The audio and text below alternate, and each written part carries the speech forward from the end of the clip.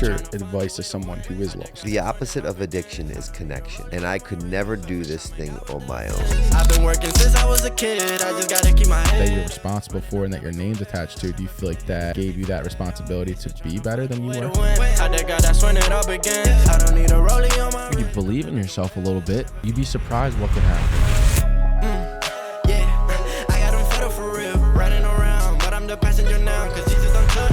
Ladies and gentlemen, welcome back to The Loft. If you guys are new here, please like, comment, subscribe. And if you're not new, welcome back. Today I have a good friend of mine, also a very well-known filmmaker, videographer, cinematographer. Ladies and gentlemen, Tomczak. What's up, big dog? What's up, brother? How are you? Not much, man. Dude, yeah. So we first connected at Morgan Donnie's wedding. I saw you were filming it. You were like really cool. Like I was going to set up.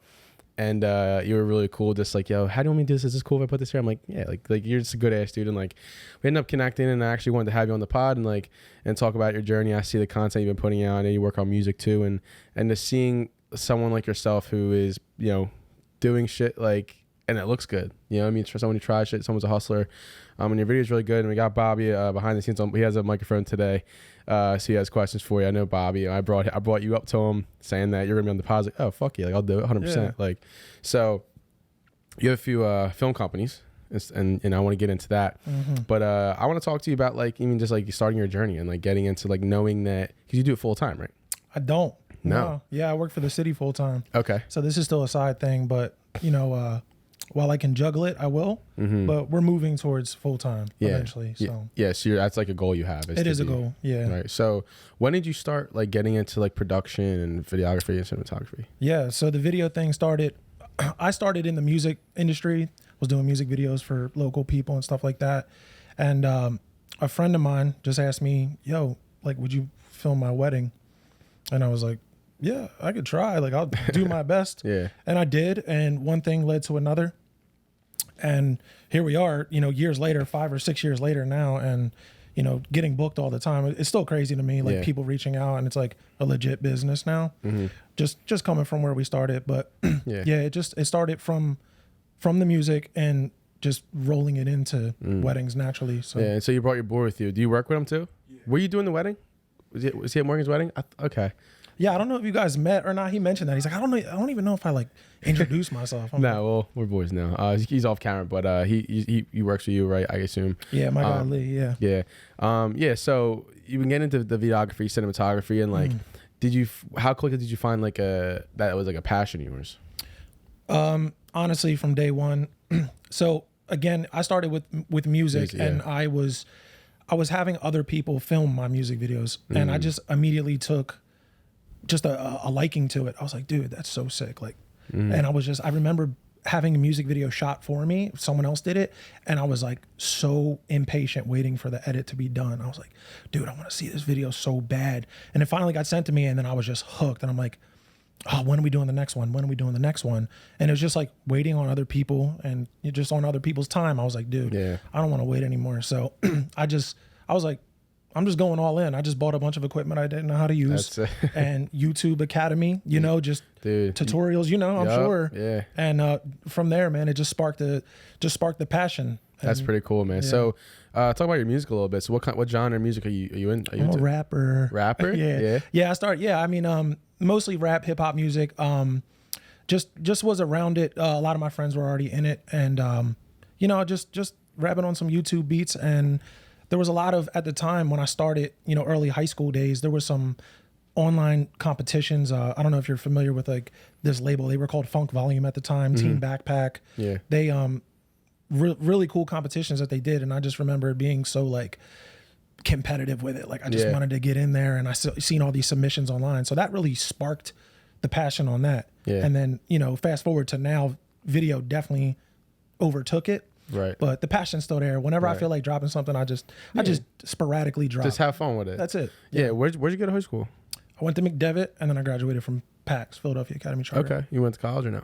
For like 6 months. Really? Yeah. Where'd you go? CCP. I feel like that's like everyone's story. They get a CCP and then they drop out because they realize they don't want to do it. Yeah. Well, I got the job, you know, working for the city, and I was like, do I want to go into like all this school debt and everything? So yeah. So that's like obviously like because you have 2 companies. We'll get into them in a second. But your goal, I guess, is to actually, let me ask you this then. What is your goal, down the line? Do you have like an end goal you want for? Yeah, to be completely just self-sufficient and independent with my own business. Like I said, I'm able to juggle now. So it was a lot different when I first started the job that I'm still at. It was shift work. The schedules were all over the place, and it was impossible to chase what I was doing. So I had like a 5-year period where I almost didn't do anything outside of work. It was like work, sleep, work, sleep. It was like that kind of job, all the overtime and all that. And then I moved into a position where I was Monday through Friday. I had a more routine schedule. And then I picked back up with the video and everything. And thank God I got that new job at my job, because now I'm able to do what I want to do. Right. So, I was actually going to ask how you juggle that, because I mean, I can imagine your schedule is pretty hectic sometimes. I feel like now I have it down to, I almost have it down to a science, but yeah, Monday through Friday, go home, just gym and edit. That is like my routine. I try to edit. But that's the thing. I don't want to edit to the point where I'm like going crazy over it. So like I try to allot myself a few hours a night to do no more, no less.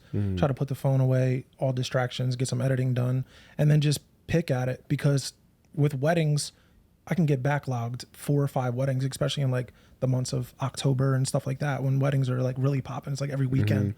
And that can be a little overwhelming with going to work and then editing, coming home, and then, I'm married now, so I got my wife. Congratulations. Thank you, brother. I appreciate that. Yeah. She mentioned, totally off topic, that she works with your mom. Oh, at Tarsdale? At Tarsdale, yeah. She's a nurse. So yeah, she's like, oh yeah, I see his mom all the time. And I'm like, that's shout out Trish if you're watching this. Yeah. That's awesome. Yeah. What's your wife's name? Sasha. Sasha? Yeah. Shout out to Sasha too. That's pretty funny. Yeah. Yeah, my mom, she's the homie. She goes around the hospital all the time. She's like a big patient experience person. So she tries to connect with everyone when she can. I think that's where I get it from, just trying to connect with people. Like she does it the same way. Talking about like connections and stuff. So you started 2 companies. What are the companies' names for everyone listening? Well, Northeast Film Collective is the video company, and then the That's Anything is just a podcast, and it's co-founded. My guy Lee here, it was me and him. Oh, you're on the pod too? Yeah, he's the co-host, and it's a funny story about how that whole thing started. We work together, so we work at like our main like 9-to-5 job together. So while we're at work, we're just always BSing and stuff. I happened to be at TJ Maxx one day, and they around Christmas time, when they set like all the little knick-knack like things out, and they had this like would you rather card game, and it was like this like not safe for work edition. So it's like all the dirty questions or whatever. And I was just like looking at the back of it and reading it, and I hit him. I remember FaceTime. I still remember. I remember FaceTime. I'm like, yo, like what if we just start a channel where we just start doing some would you rather questions? I think you told me that's at the wedding. Yeah, we talked about this. Yes, that's pretty cool. So that was like the whole basis of it. It was not planned. It was like totally sporadic.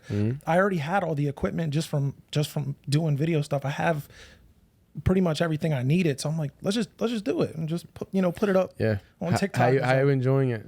We love it. We haven't done it in a while. We do got to get back to it because we're like in the thick of wedding season right now. Well, it's tough. Yeah. It is tough, but we love to do it. And just seeing like the comments is so like, we'll just sit there and just be like, yo, because some of the videos do pretty well. Well, yeah. And just seeing people's opinions and stuff like that, we just get a kick out of it. So that's the whole basis of it. Yeah, and so being in like the Philadelphia area, obviously it's pretty uncommon for someone to like take the creative route. Usually it's let me find a job in the city or find a job in like the union, whatever the case may be. But taking a creative route is entirely set on you and the work you put in. So like, speaking about comments, like, do you get comments, and like, did you ever have to deal with hate, especially like in the beginning? Because I see you're booked and busy now. In the beginning, it's tough because you have like, you're a target. You know what I mean? If you put yourself out there, whether it is music or through your videos, like obviously you're putting that's what a creative space is. It's just like giving people, they have the opportunity to say whatever they want to say. Sure. So did you ever have to handle that in any way? Yeah. With social media, more in the music stuff with that, like people just tear you apart. Especially with some of the stuff that I've released was like, whatever, but people would be in the comments. But with the video stuff, it was more in person, like at my job. You know, like, really? well, because like you mentioned, the city worker, the union guys, that's who I work with. I work with those like hardworking union guys, give them all the credit in the world. But I made it very clear from day one that this was not my end goal, to like work here for 30 years and just work a ton of overtime and just like live to work.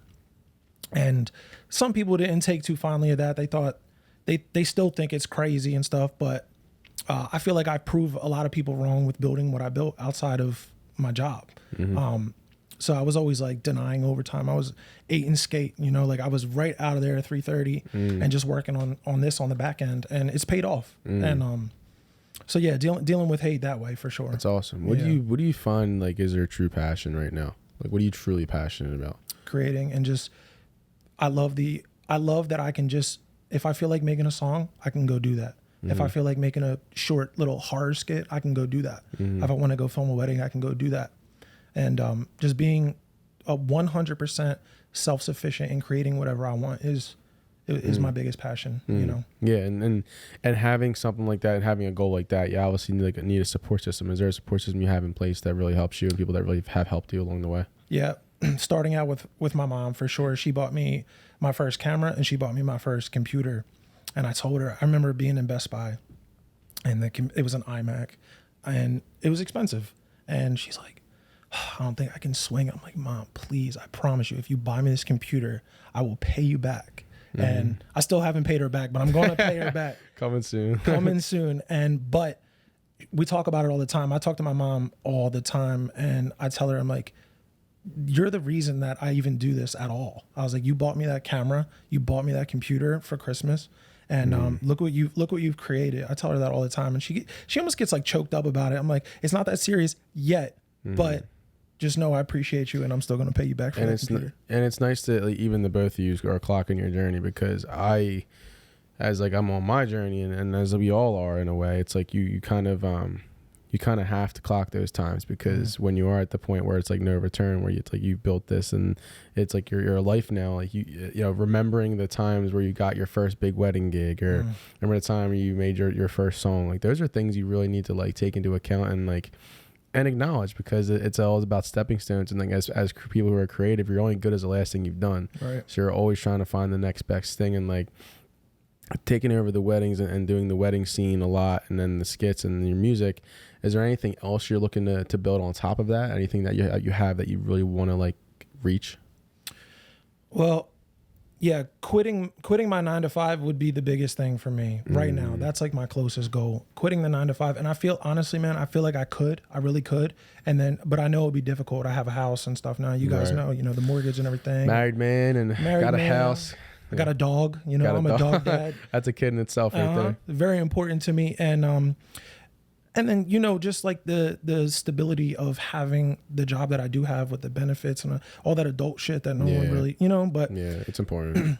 There is something to be said about taking that leap, and maybe I just haven't had the balls to do it yet.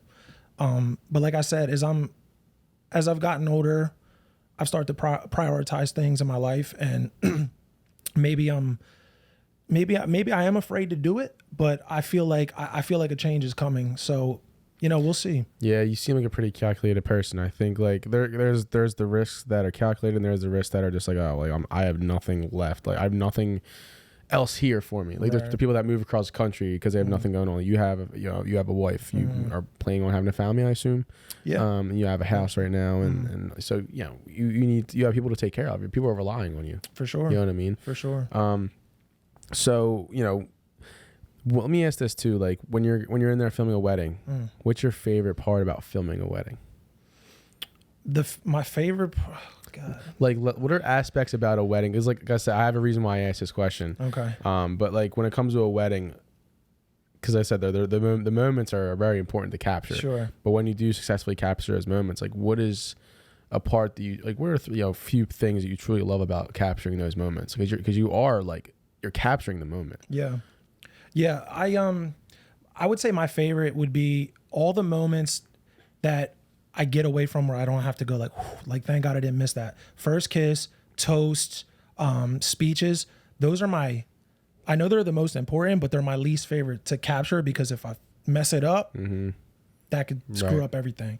So my favorite would be like just when everybody gets loose at the reception, just because the whole day in the beginning, like the whole front end of the day is very like structured and it could be a lot of like just motion and everything.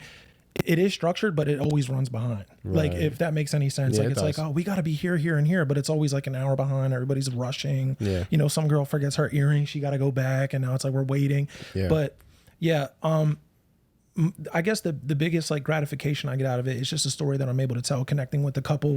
And I just love when I finally, like, after looking at the thumbnail and the text that I'm about to send them for 20 minutes, and I finally hit send, because like it's just like you see that text bubble come up and you're like waiting for the response.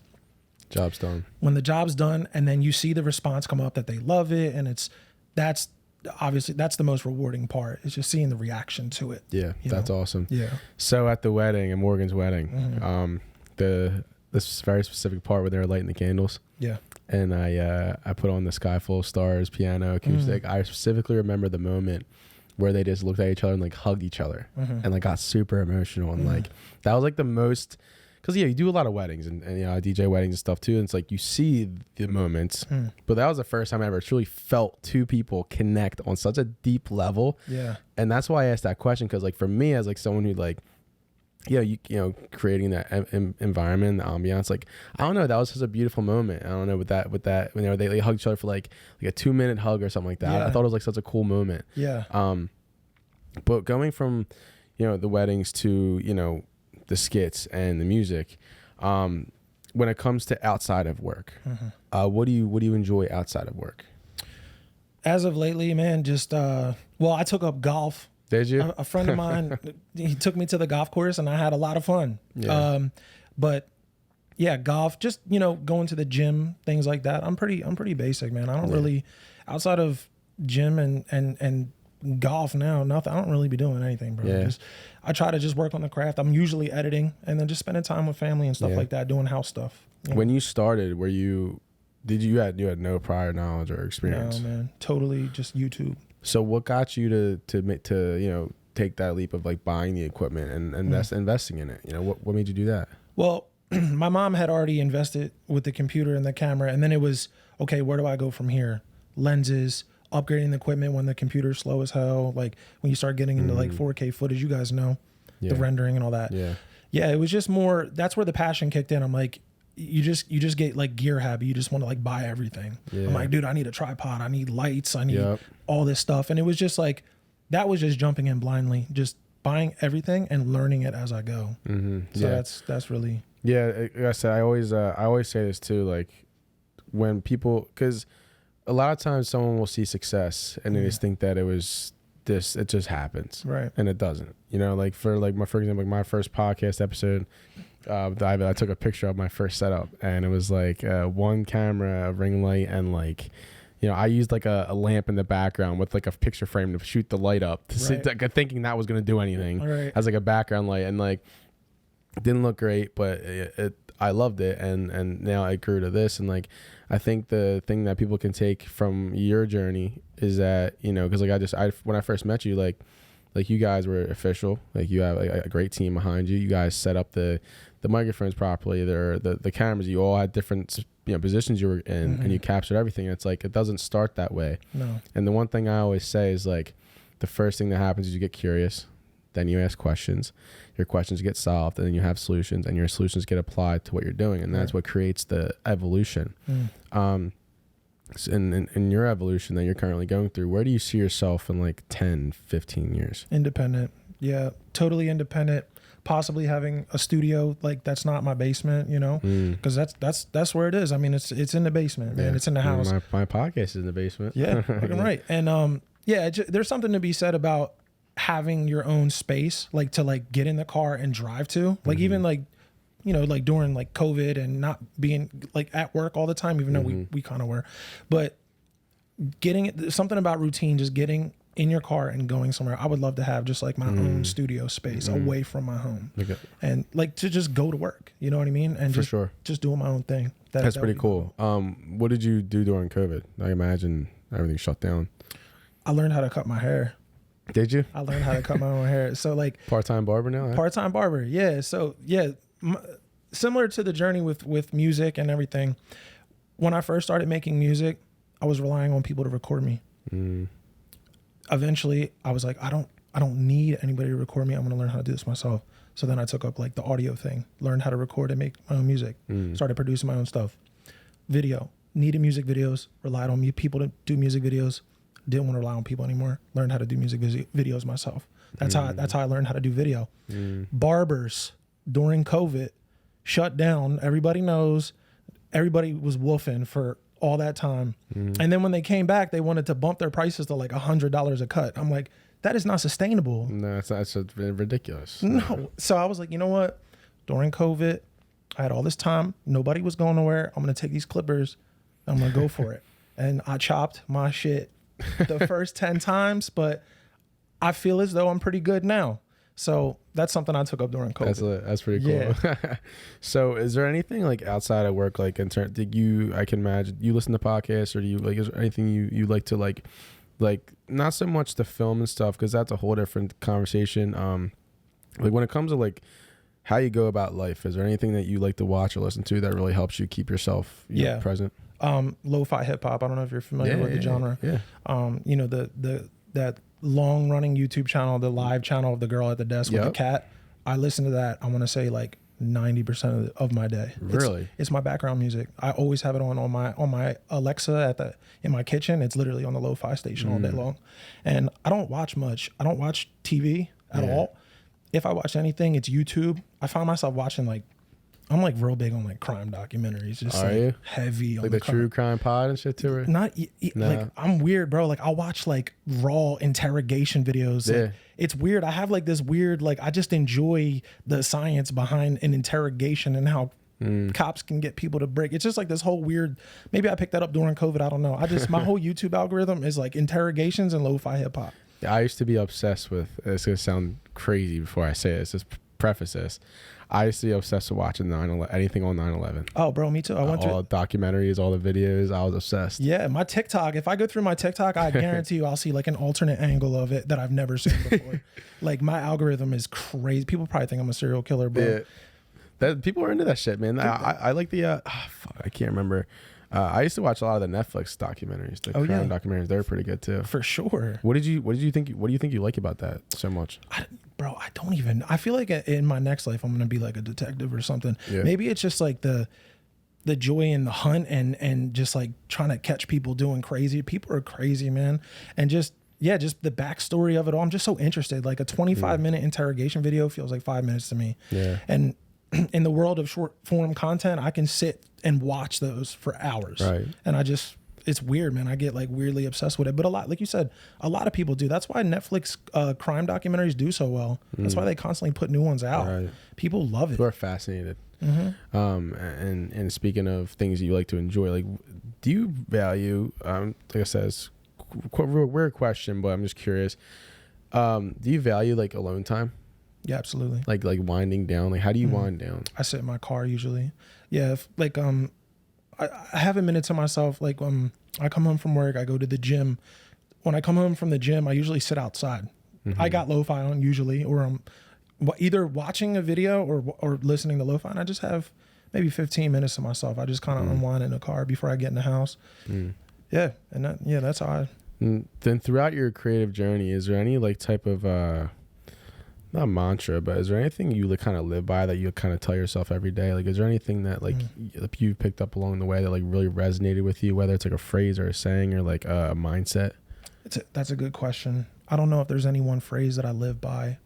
Yeah, I don't know. Like I said, I'm just curious because, and like I said, I say it all the time. I always squeeze it in some pod somehow, but my grandma always told me about perspective. Like she taught me a lot about perspective, and I think you know, like being in the you know nightlife industry and like podcasts and trying to taking that creative route, the route that you're building your own thing, right?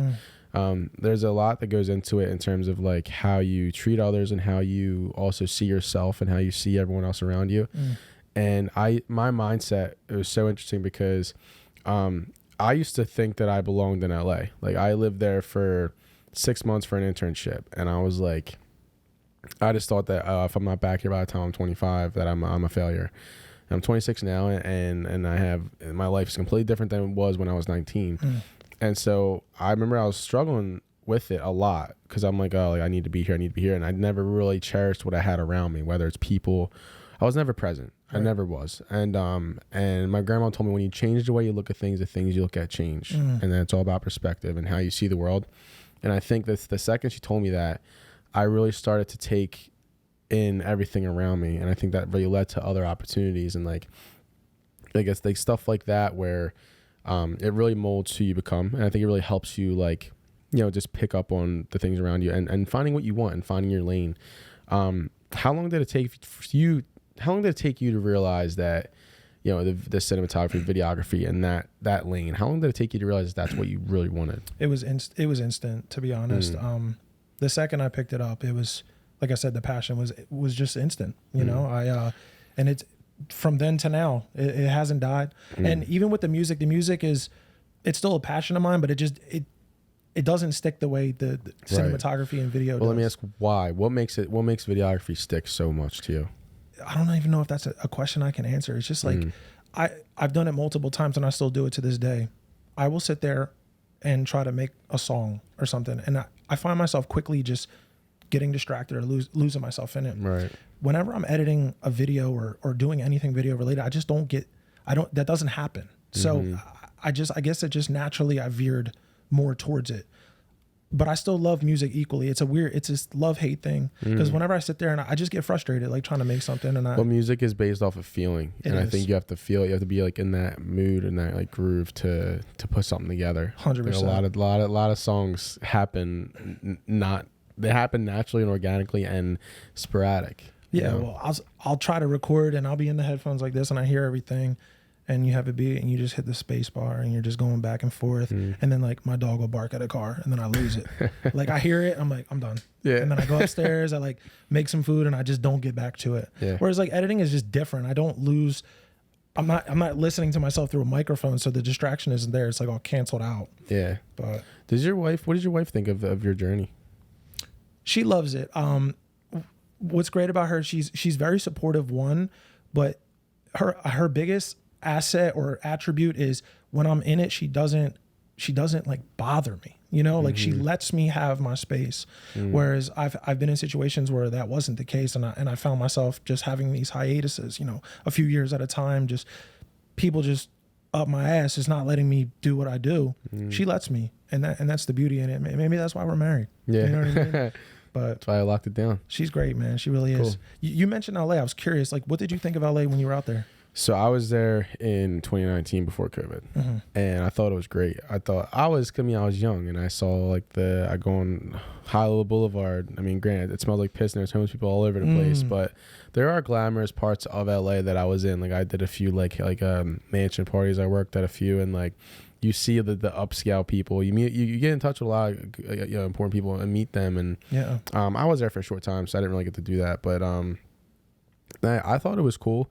I thought in a weird way, I thought, this is like the place to be somebody. Right. And then I came home, I had my senior year, and I missed it a lot because I said, I felt like I should have just been there. I thought that's where I need to be to belong and be somebody, because I'm on my own personal journey for my own reasons of like, I just want to be somebody. I want to be someone that I can be proud of, that my family can be proud of, and, and stand out. And like I said, I thought that's where I was supposed to be. And then I finished senior year, COVID hit, and like my plan was to go back there. I was supposed to move there with my buddy Ty, and I didn't have money at the time, so I couldn't commit to it financially. So I was like, I'm not going to do it. He did it, and he's there. He loves it. And then COVID hit, and the whole world changed after that. So I was looking back at it, and I was like, is this really an opportunity that I should take? And I just it never appeased me anymore. Right.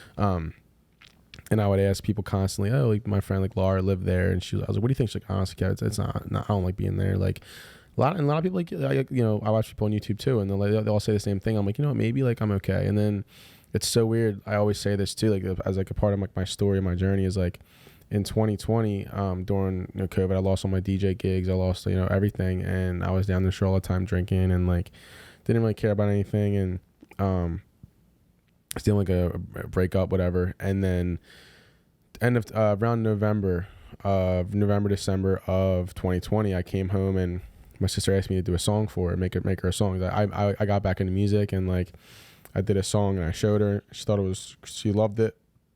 She's like, can you make me something? And I was like, yeah, sure. Like, I'll see what I could do. Yeah. And in 2 days I made a song, made the beat, and I sang one. I made a song called Free. And it's about my sister and like about like the things she struggles with and like not being free until you love yourself, pretty much. And she loved it, and I was going to interview her. And I was like, all right, this will be cool. Like, I interview her. We get to talk in depth about her and her struggles that she deals with. And then I told my boy Nick about it, and he was like, it's like a podcast. I was like, I don't know what a podcast is. I don't know what you're talking about. I don't know what a podcast is. So he was like, I always wanted to do it. I'm like, all right, we could do it. And so I was like, we just grab some wine, show my parents' loft, and we can, chop it up for 2 hours, talk about life, sports, because you always talked about deep shit. And called it the Loft, and then that's how this was born. And then I think at that point is when I found my purpose in a way, because not necessarily the podcasting, but everything that went behind it, the creative aspect, the building a brand, building something. Like I built my own candles that I designed and created, and like I have been able to, they're very expensive to make, so I kind of am waiting on them. Right. But the point is that I found what I wanted, and it's created so many new things for me without even looking for it. And, it created these new opportunities for me. It held me accountable.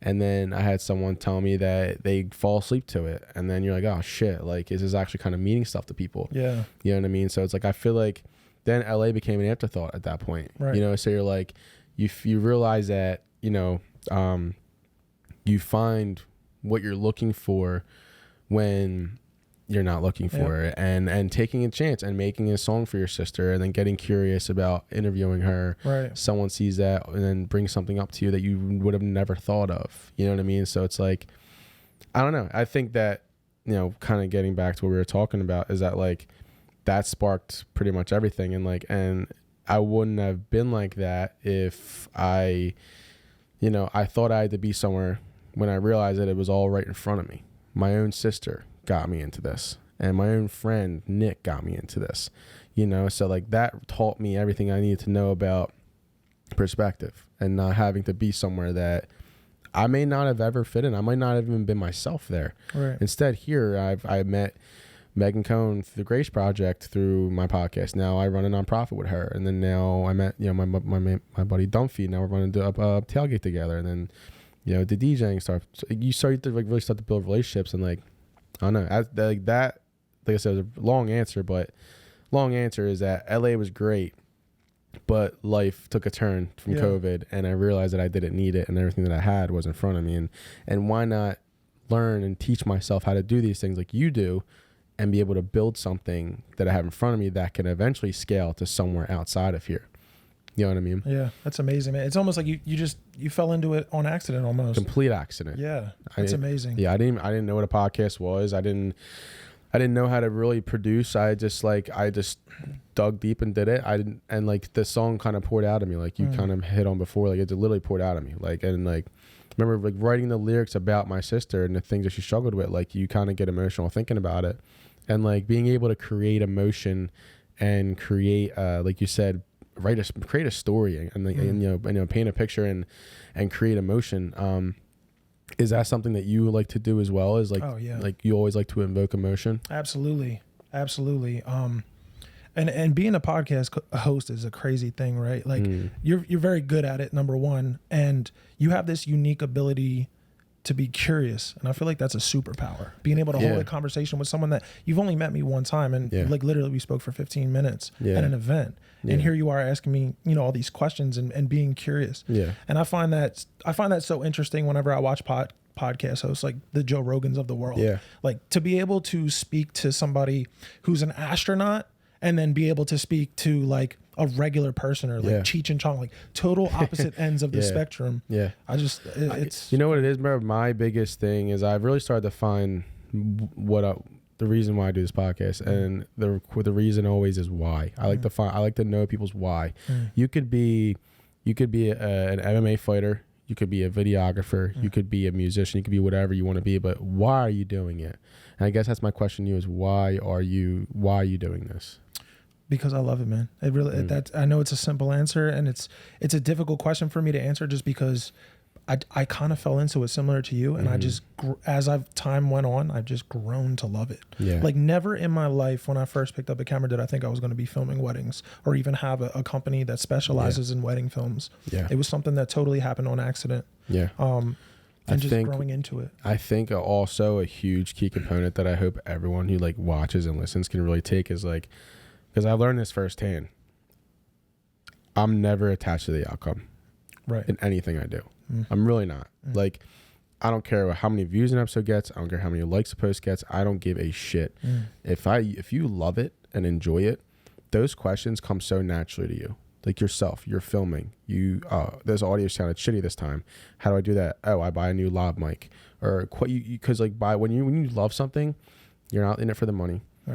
And you do it because you love it. Obviously, when you love something, you get good at it. You get really fucking good at it. Yep. And that's where the money comes into play. And that's where you can build something that sustain yourself. You know what I mean? So it's like, I always try to tell people to never be attached to the outcome, because the second you are is the second that you start to try to control fate, control destiny. You know, as long as you like love something and you just do it genuinely and with a good heart, I think the rest just comes naturally to you. Yeah. And even with the wedding stuff, I don't even know if I flipped a profit in it yet, because I always take my earnings and put it right back into the business. So it's just this constant cycle of upgrading and just trying to be better. That's because it's long money. Long money's the best money, bro. You ain't lying. It's true. It's true. It honestly, like in anything, bro, long money is the best money, because you're investing in yourself at that point. You're investing in yourself for something longer in the long run. And when you have do you want to get into like making your own films at all? I would love to, man. Really? Yeah, because like I mentioned before, we were doing just some like short film stuff, just like some vertical content for TikTok, but really just trying to dive into storyboarding things and getting into almost not even a script, because I haven't even done any dialogue work like that yet, but just pre-planning some stuff that's just totally fiction and just trying to create it. And I was starting with the short, film stuff, but I would love to get into a doc or a narrative. I'm in talks with a couple people that are interested in doing that type of stuff. So that's really cool. I would love to get into that. Absolutely. That's really cool. Yeah. Bob, you have any questions? What's up, Bob? Yeah, actually, I have one question. I've been sitting on here for a couple minutes. So I've asked you technical questions on Instagram and stuff, as far as like first camera, software, stuff like that. Bigger picture question here, like for a person like me who's also into music and video and stuff, and I'm in the very beginning stages of both of those things. How do I figure out which path that I want to spend the most time on, or how do I figure out what I want to spend like all that energy on, and what I really want to follow? Because right now I'm stuck between them, and I honestly have no idea. And 5-10 years, like I have no idea which one I'm really going to focus on. What would you say to someone like me? And you're talking about between music and video as well? Yep. Similar path, man. I would say just continue to do both until one leads you further. Like until one is, you'll come to that fork in the road where you'll be like, video is calling me, music is calling me, and maybe that is a huge opportunity in one or the other. But I would say be hybrid, do both for as long as you possibly can, as long as you're passionate about it. But you will, if it does come down to that point where it's one or the other, you'll know it. There'll be that fork in the road. And that's what it was for me, mentioning it, and video just happened to be it. And that came in the form of the wedding thing. Like I said, I never thought I was going to be a wedding videographer, but it just led me that way. There was no real, I've had opportunities in music that came and went. And then this is just, fast forward like 10 years later. And it's like the video stuck. So my advice to you would just be continue to do both until one leads you. I appreciate that. Yeah, Follow-up question. Yeah. So I know you said like the biggest end goal for you would be like to be able to quit your full-time job and do this full-time. So how will you know when you're at that point where you're ready to make that leap? I don't think I'll ever know.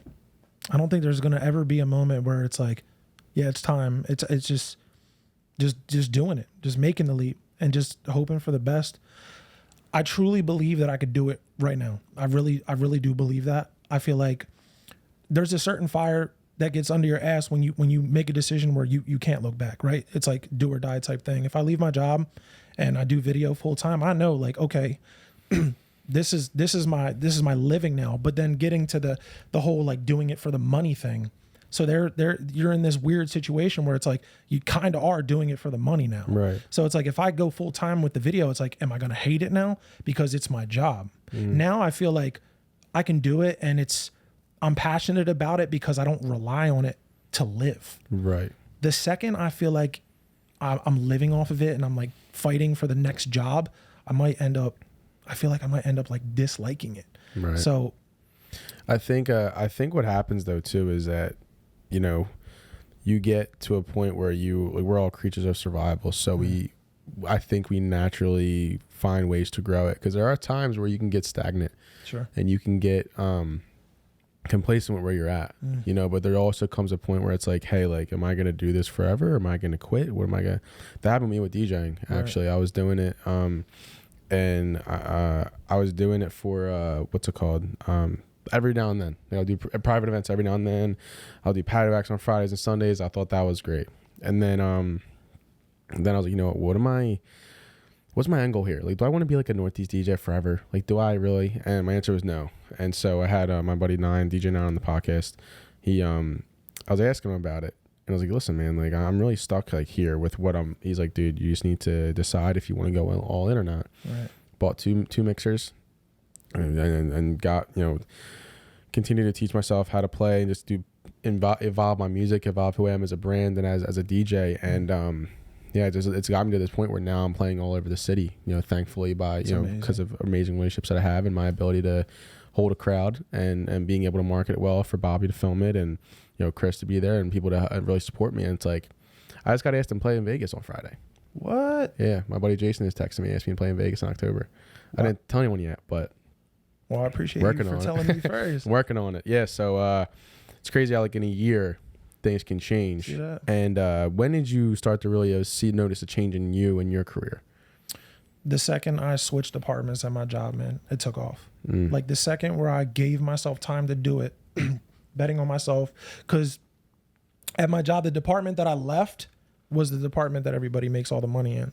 And I purposely left that department to bet on myself and say, I can make more money outside of here than I can here with the overtime and everything else. And people thought it was crazy, whatever. But I was young and I was like, I'm just going to bet on myself. And I did. And that's where it took off. The second I gave more effort and time is when it took off. Yeah. And no one realizes that until you do it. And it's scary. It's like, it's kind of like, for example, like it's kind of like walking into a gym, not wanting to go to the gym. You step foot in the gym, like, you know, actually, I feel pretty good. And then you walk out of that gym feeling better than you were when you walked in. Yeah. And it's that delayed gratification. Exactly. Thing, yeah. And how is it important is it to you? Again, we kind of talked about this already, but how important is it to you to be uncomfortable? Do you ever actively try to put yourself in them kind of situations or no? Yeah, I would say with weddings for sure. Like I mean, look at me, dude. I don't look like a wedding video. At least I don't think so. From the ones that I've seen, it's super. I remember my first wedding, like walking into like a bridal suite with like a bunch of, you know, girls like getting ready and everything. Like I felt so out of place, and I still do, and I'm sure you can attest to that. We walk in some places and you're like, dude, I feel so out of place, but you know you're there for a reason, right? And yeah, so I feel like constantly with the weddings, I'm putting myself in uncomfortable situations, performing in front of people when I did the gigs and everything. Like it was in 2014, bro. I opened for Jadakiss at the TLA. That's pretty cool. Like D Block. And and you want to talk about being uncomfortable, bro? Like I'm a ginger, number one, and like I'm the palest dude in any room I ever walk into, and here I am opening up for fucking D Block at the TLA. Right. Craziest experience of my life. And yeah, just and then even performing at like local bars and stuff. I used to perform down at Cappy's by like the Frankfurt Terminal. They used to do like this Apollo night, and it was like you would go on stage for one song, and it was either like clap it up to stay on stage or booed off stage.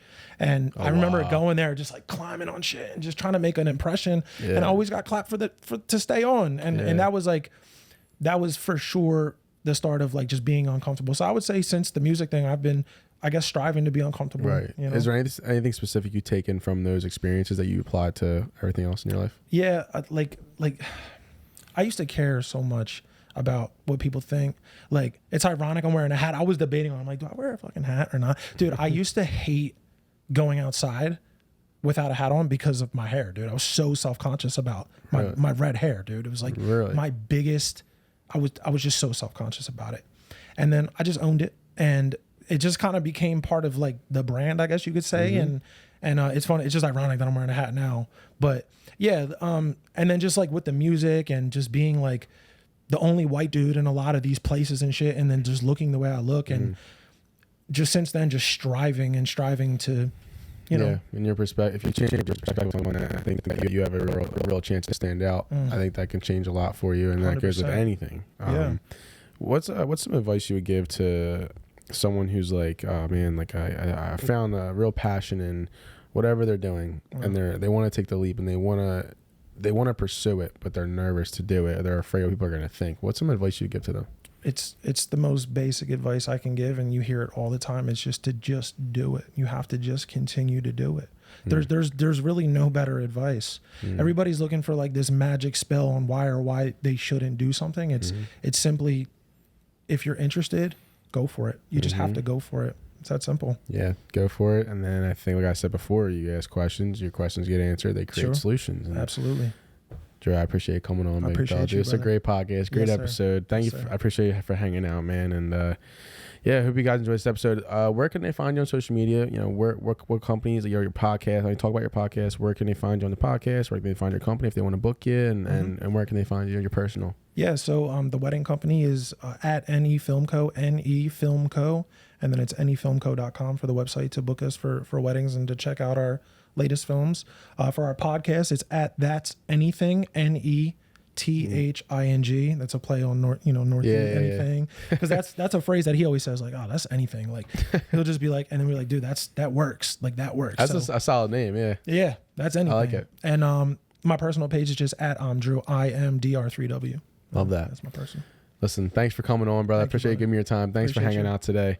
Hope you guys enjoyed this episode of the podcast. I'm Kevin Nichols. It's Drew Tomczak. Peace, guys. Peace.